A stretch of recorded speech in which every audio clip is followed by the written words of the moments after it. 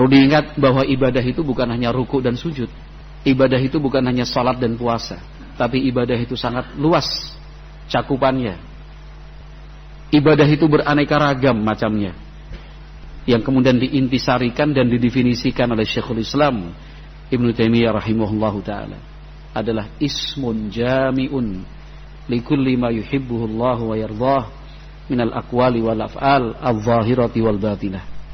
Itulah definisi ibadah. Ismun jami'un. Ibadah itu sebuah istilah yang sifatnya jami'un, mencakup apapun itu. Yuhibbuhullahu wa yardah, dicintai dan diridhai Allah Subhanahu wa taala. Itu namanya ibadah.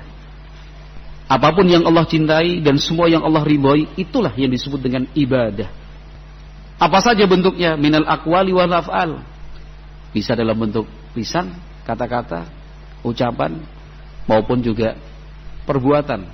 Al-zahirati wal batinah, lahir batin, yang tersembunyi, tidak ada orang lain yang tahu, maupun yang kita lakukan banyak orang melihat dan mendengarnya. Asalkan itu dicintai dan diridhai Allah Azza wa Jalla, itu yang disebut dengan ibadah. Jangan sampai kita memahaminya sempit. Tiap mengikuti kajian ibadah. Nah, kalau ibadah terus, kerjanya kapan? Ibadah terus kapan ngurusi keluarga?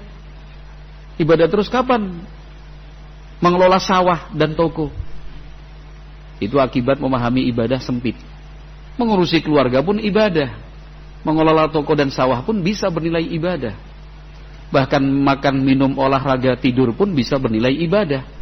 Jangan sampai yang terbayang dalam benak kita, dalam pikiran kita, bahwa ibadah itu cuma di masjid aja. Ibadah itu ada yang sifatnya maliyah, harta, materi.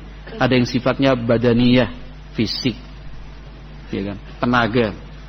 Ada yang sifatnya qalbiyah, hati.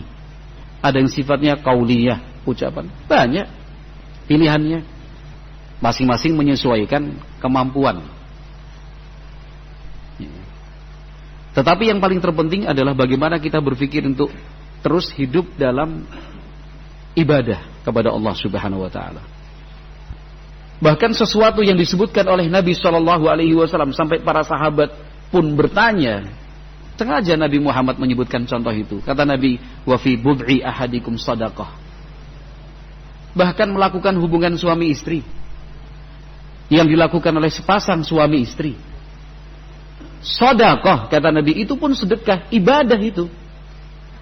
Sampai para sahabat bertanya, ya Rasulullah, wahai Rasulullah, ayati ahaduna syahwatahu, apakah kami menunaikan syahwat,